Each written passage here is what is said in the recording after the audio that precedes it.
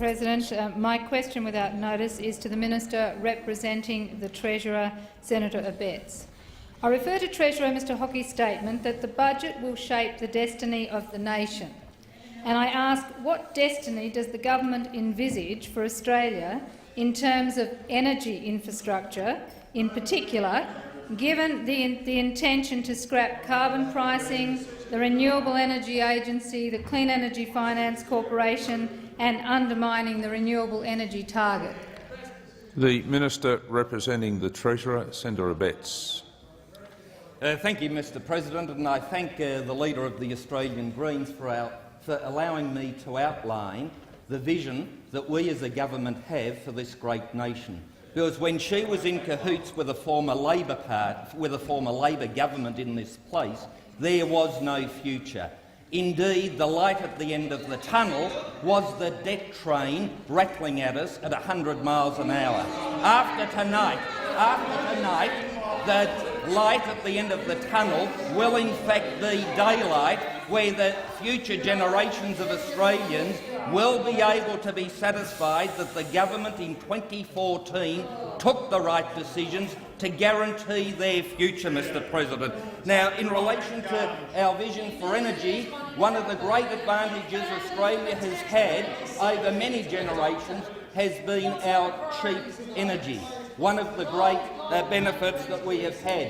And we have said, and we went to the Australian people on the very firm policy of abolishing the carbon tax, a tax we were promised we would never have, especially by the current Leader of the Opposition in this place and the Leader of the Opposition in the other place. So, Mr President, we have a vision to ensure the energy security for our country and a vision to reduce the cost of that energy so that the manufacturing sector, so that the agricultural sector, so that the tourism sector can be viable players in a very tough world environment. And why do we want them to be viable players is because we know that they are the ones that create the jobs for our fellow Australians that allows them to run sustainable households in a manner where they control their destiny rather than the government controlling their destiny.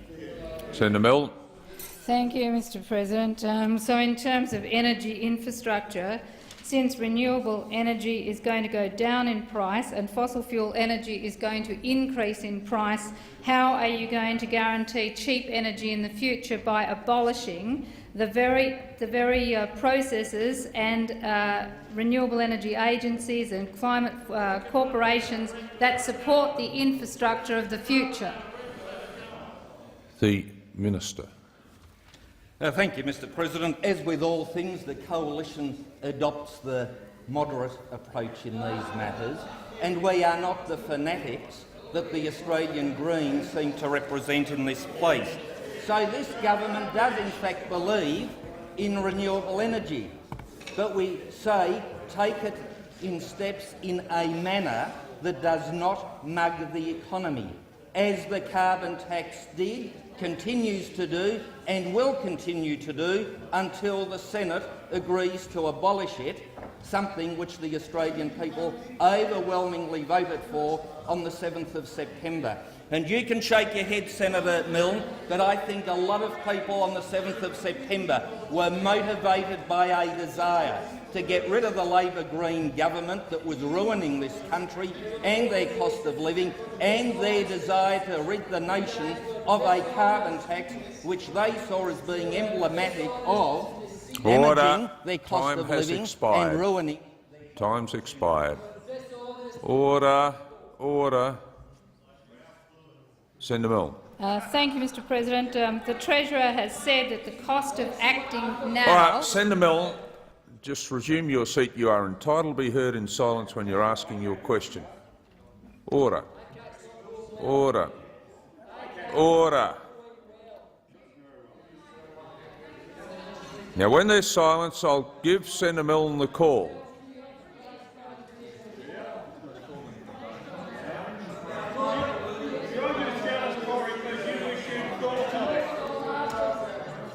Senators Cameron and Bernardi. Senators Cameron and Bernardi and Senator Conroy. Senator Milne. Thank you, Mr President. The Treasurer has said that the cost of acting now is less than the cost of acting later, but was referring to road building, not climate. What is the cost to the nation of failing to invest in public transport and rail? The Minister. Mr President, I'm not sure what that question is all about and how it relates to other matters on renewable energy, but look, the Australian Greens can ask whatever they like. The simple fact is that you will have to wait another, about 5¼ hours, and the Treasurer will get onto his hind feet and deliver an excellent budget, which will guarantee the future, of our country, and you will then see that we have a vision for this country, unlike that which the Labor Green governments were able to deliver. Senator Abetz, you just might resume your seat momentarily. Now, when there's silence, I'll ask Senator Abetz to continue, but not until then.